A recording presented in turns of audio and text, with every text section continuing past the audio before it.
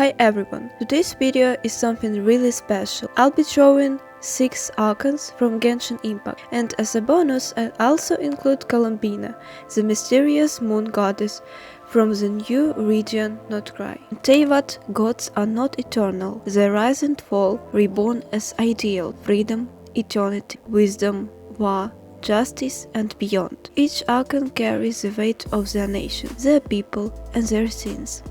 But beneath the ground and element lies something far more fragile, their humanity. Venti, the animal archon Perpetuus. Here I painted Venti as Perpetuus, whose mind itself, a being undisrupted by the earth. He flies through the open sky, his divine form radiant with the light of freedom. By his side soars Dvalin, his old friend and companion, the dragon who once carried his song across the heavens. This piece captures the purity of mind, motion, laughter, and a gentle melancholy that only immortals know. The god of freedom, forever moving, because true freedom never lands.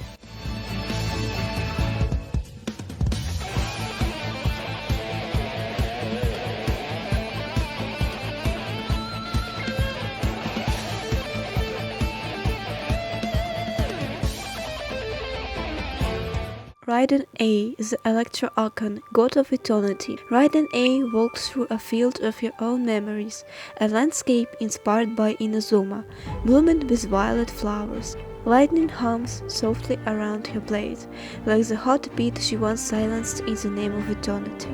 She chased perfection, yet found beauty in impermanence. Here she is not the ruler of storms, but a traveler, wandering through the dream she created, longing to live once more. In this piece, eternity isn't stillness, it's the courage to move forward. Rukkhadevata and Nahida, the Dendro Archons. Once the forest of Sumeru thrived under the grace of Rukkhadevata, the great Dendro Archon, mother of wisdom.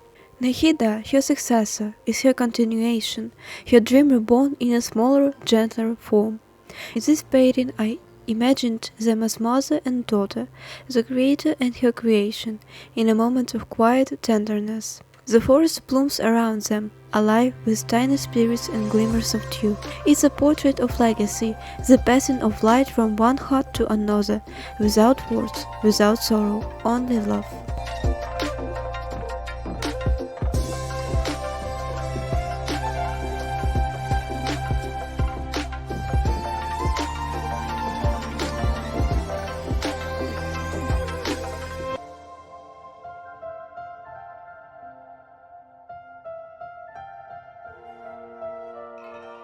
Zhongli, the Geo-Archon, Morax. Before he was Zhongli, he was Morax, the god of contracts, the sculptor of mountains, the keeper of history. I wanted to show his birth not as myth, but as creation, Geosprites forging his divine form from the living stone of the world. Golden light pours around him like molten memory, as if Liyue itself is shaping its guardian. His gaze is solemn, yet kind, a reminder that even gods who build mountains carry the weight of promises long kept. This is not the god who speaks, it's the god who listens to time.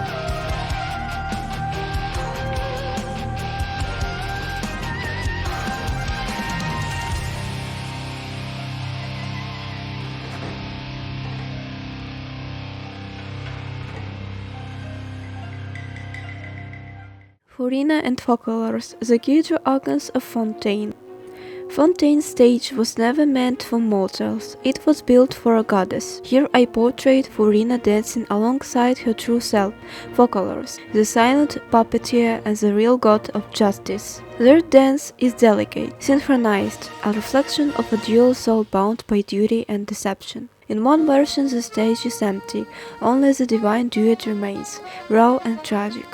In another, public cutouts of her friends fill the scene, hollow, smiling props that remind us how lonely her teacher truly was. The Gidra Archon performs until the end, not because she must, but because she was born for the stage. Her tears are applause, her silence truth.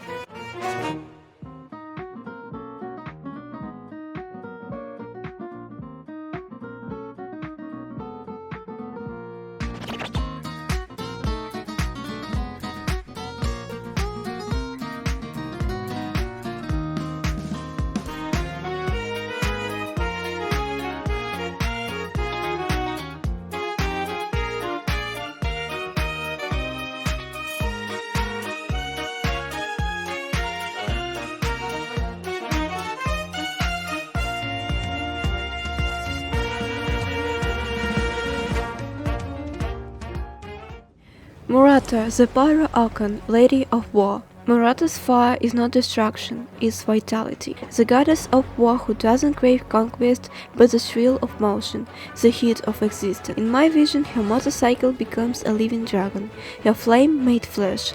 Its wings are embers, its roar echoes like a heartbeat across the sky. Together, they ride through a world ablaze with light and life. Marika's fire consumes fear, not hope, it burns so others can see. The Pyro Archon smiles amidst the inferno, for war, to her, is not chaos, but creation.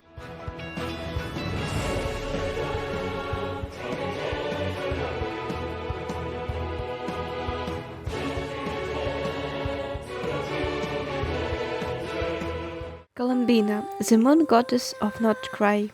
And finally Columbina, once a harbinger of Fatui, now revealed as something far more ancient, a goddess born from the light of the moon itself. In this artwork she sits upon her celestial throne, a crescent moon glowing beneath her. In her hands rests a luminous heart, the heart of the moon, symbol of her divine origin. Around her bloom radiant flowers, reflecting the quiet beauty of lunar light. She looks down upon the world with serene melancholy, not cruel, not kind, but infinite. Columbina is not the goddess of judgment or war, she is memory, the silent reflection of everything that once was and will be again.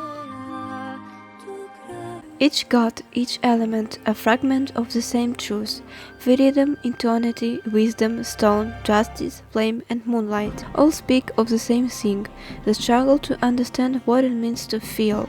The archons of Teyvat are not perfect beings, they are mirrors of humanity, shaped by love, loss and the desire to protect. And perhaps that's what makes them divine, not their power, but their compassion. The gods of Teyvat rise and fall, but their stories remain whispered in the wind, the rain, the flame, and in every heart that dares to dream.